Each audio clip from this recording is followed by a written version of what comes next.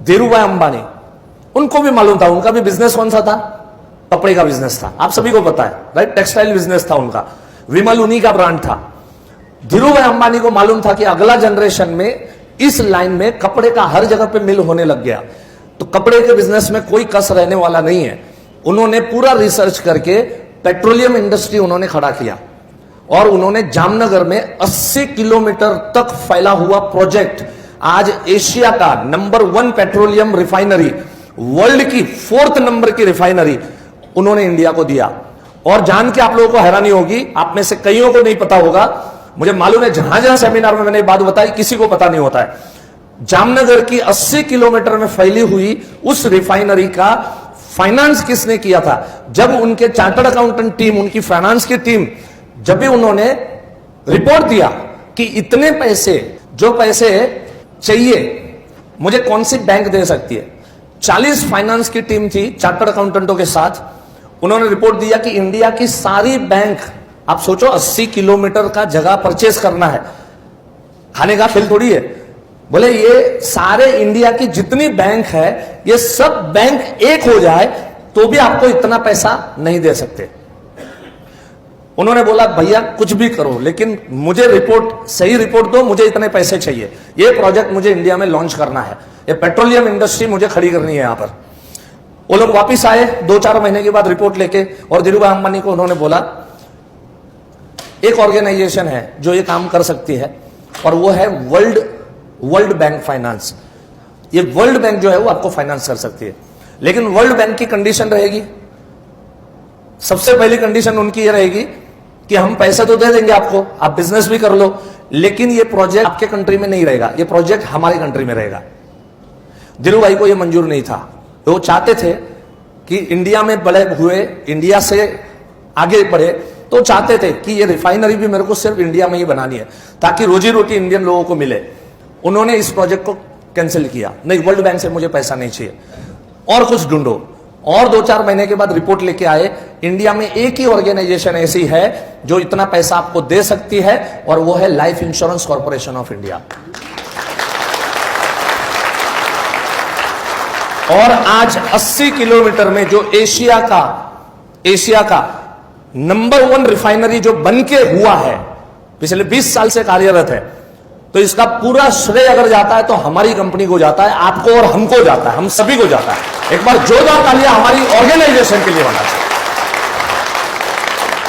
आज जब मैं ये टॉपिक लेता हूं बहुतों को पता ही नहीं होता है, धीरूभाई अंबानी मरते दम तक LIC को इतना रिस्पेक्ट करते थे वो, कि उनको मालूम था कि इतना पैसा 80 किलोमीटर में फैला हुआ प्रोजेक्ट और इतनी ह्यूज रिफाइनरी खड़ा करना खाने का खेल नहीं था। एक समय ऐसा था कि धीरूभाई अंबानी की सारी प्रॉपर्टी अपने LIC में मॉर्गेज के तौर पे पड़ी हुई थी। इवन आज भी मुकेश अंबानी के और LIC के जो रिश्ते हैं पार एक्सीलेंट है। मुकेश अंबानी को भी आज अगर पैसे चाहिए, वो सिर्फ और सिर्फ LIC को आवाज करता है कि मुझे इतने पैसों की मेरे को जरूरत है, और LIC उसको फाइनेंस करती है। मतलब LIC ऐसे ही फाइनेंस नहीं करती है कि चलो ये बड़े उद्योगपति है चलो उनको फाइनेंस, उसके हर रूल्स एंड रेगुलेशंस होते हैं। फाइनेंस करने के लिए LIC जब भी फाइनेंस करती है, जिस भी कंपनी को फाइनेंस करती है, हमको हमारे ऑर्गेनाइजेशन के बारे में पता ही नहीं है। तकलीफ ये है, इसलिए ये जब आजकल यूट्यूब पे और सब न्यूसेंस में सुनता हूं LIC चोर है, मेरा खून खौल उठता है। बेअक्कल लोग हैं, समझ बिल्कुल 2 पैसे की उनमें समझ नहीं है कई बार। और मुझे अफसोस तब होता है कोई आम आदमी वो लिंक फॉरवर्ड करता है, कोई प्रॉब्लम नहीं मुझे क्योंकि एक आम आदमी है, लेकिन एजेंट ये लिंक फॉरवर्ड करते हैं। LIC उठ जाएगी, LIC IDBI परचेज कर रही है, LIC ILNFS के अंदर में 5000 करोड़ LIC ने डुबाए, ये किया वो किया, सब नॉनसेंस चीजें, समझ नहीं है, अकल नहीं है, नॉलेज की कमी है, नथिंग एल्स। कभी भी ऐसी कोई बातों में आना नहीं। मैं आपको गारंटी देता हूं LIC एक ऐसा हाथी है, एक ऐसा जायंट बन चुका है कि इसको कोई मार नहीं सकता। इतना याद रखना, कोई चाहे तो भी LIC मर नहीं सकती। इतना ह्यूज लेवल के ऊपर में हमारा कामकाज चल रहा है। अगर IDBI की जो इश्यू आई थी, अगर उस विषय में अगर मैं बात करूं, पहले थोड़ा आपको भरोसा तो दिलाऊं मैं कि अपनी कंपनी क्या है, आप कौन सी ऑर्गेनाइजेशन के साथ में जुड़े।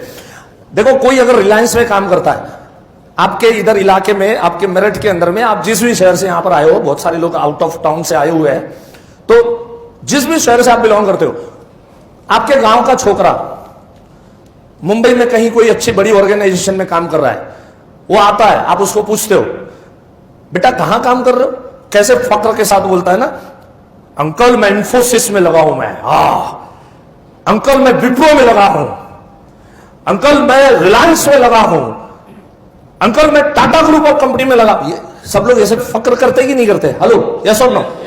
अरे बॉस, इन सबको फाइनेंस करने वाला बाप LIC, उसके साथ हम जुड़े हैं। ये सब लोग इनका ग्रुप इंश्योरेंस LIC के पास करने को आते हैं, मालूम है आपको? हर एक प्राइवेट इंश्योरेंस कंपनी का, उनके एम्प्लॉय का ग्रुप इंश्योरेंस LIC के पास है। पता ही नहीं, हमें पता ही नहीं हम कौन सी ऑर्गेनाइजेशन के साथ जुड़े, हम कितनी बड़ी organisation. You should feel proud. आज के बाद शर्म नहीं आनी चाहिए कि मैं LIC एजेंट हुए बोलने के अंदर, बड़े फक्र के साथ बोलेगा, yes I am associated with Life Insurance Corporation of India, it's a world's number 1 insurance company, दुनिया की नंबर 1 इंश्योरेंस कंपनी के साथ हम जुड़े हुए।